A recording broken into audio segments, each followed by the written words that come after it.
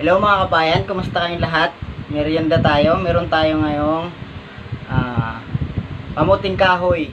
Sa Quezon balinghoy kung tawagin. Meron tayong bagoong. Tapos, siyempre, yung lagi kong ginagawa nung bata pa ako. Mantika, langis na may asin tapos sili. Ayan. Namiss ko yung ganitong pagkain. Ha? Ayun. Ito ang paborito ko nung bata pa ako. Ulam sa kanin. Ulam sa kanin, ulam sa kamuting baging, sa San Fernando, bungkukan, sa saging. Pero ito talaga yung naayawan ko ng pagkain ng bata pa ako. Nung nag-aaral pa ako. Halos araw-araw ganito. Hindi naman sabing nagkakabigos naman kami, pero yung paggabihan, wala kaming bigas.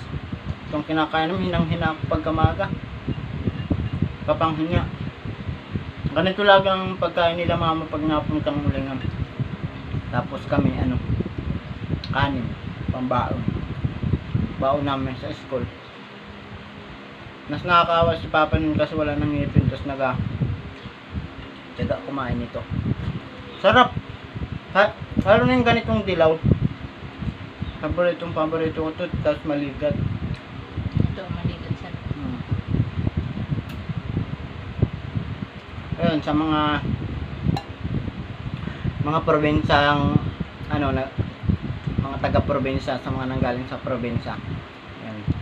Alam kong mga ganito din ang pagkain niyo sa inyo. Kapag walang bigas, lalo kapag bagong bagyo, sobrang hirap ng buhay ba? Hirap. Puro ganito. May kanin kami, tapos nilalaw kami, tinitipak-tipak lang nito. Nilalaw sa kanin.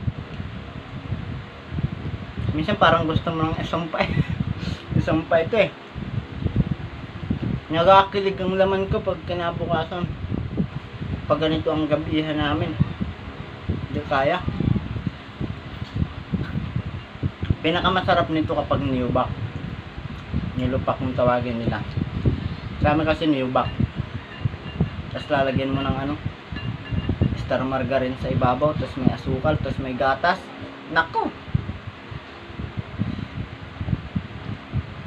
Papaibig ka talaga ng maraming pagkain. Sarap.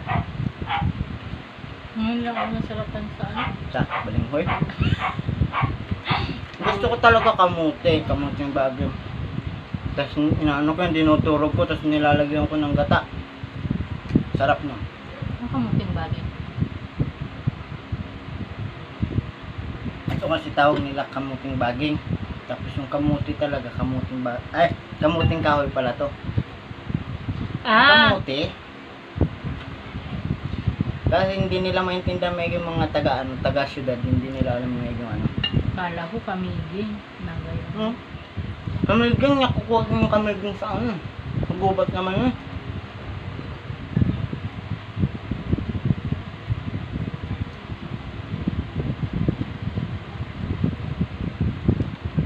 Si Ram. Si Ramon.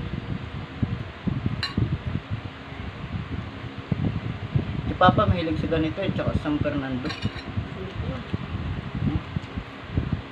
Sarap mo.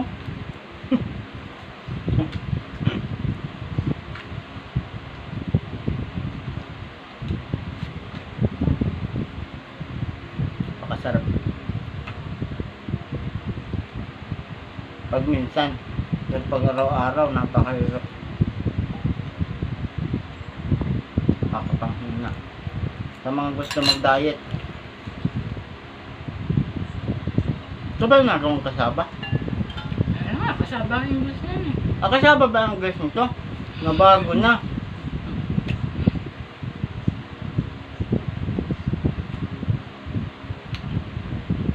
Ngayon, titira natin si Paring Denok. Ang ganun? Kunti nga. Inom ka. Tama na kasi si Paring Denok uwi na. Si Sir kakain din. Yung baboy. Senate vlog.